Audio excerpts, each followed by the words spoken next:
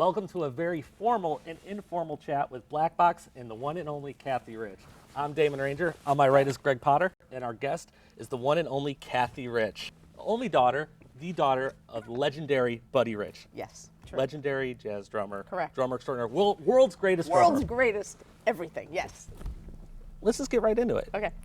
Your mission is preserving Buddy's legacy. Absolutely true. That has been my mission since he passed away in 1987. And I'd like to think that I have, gone this far, and kids today growing up will always know who Buddy is because of the work that we do.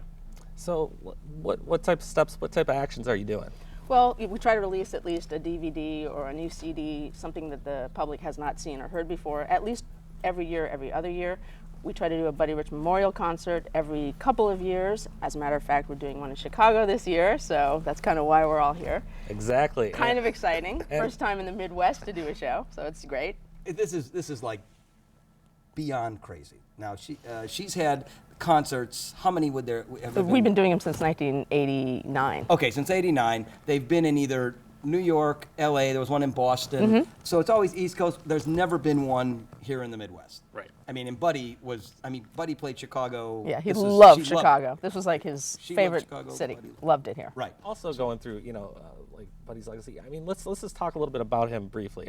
He played with Sinatra. Yes, they were great friends. They grew up together as kids in the Tommy Dorsey band back in the 40s. I think you and I talked about this, that Frank financed Buddy's first big band, and and in those days, $50,000 was like $1 million. So they remained friends throughout both of their lives.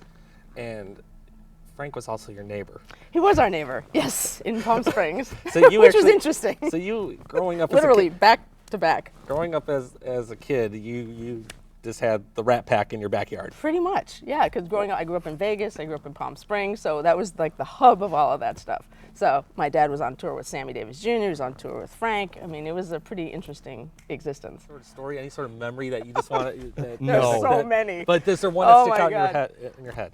With Frank? With Frank. Well, we talked about this also. When my dad was recovering from bypass surgery, Frank would come over every day and walk with him, because you have to walk, when you have surgery like that. And would come over and bring pasta, and was standing outside. It's so weird and surreal to open your front door and there's Frank Sinatra standing there with a loaf of bread under his arm and a pot of sauce.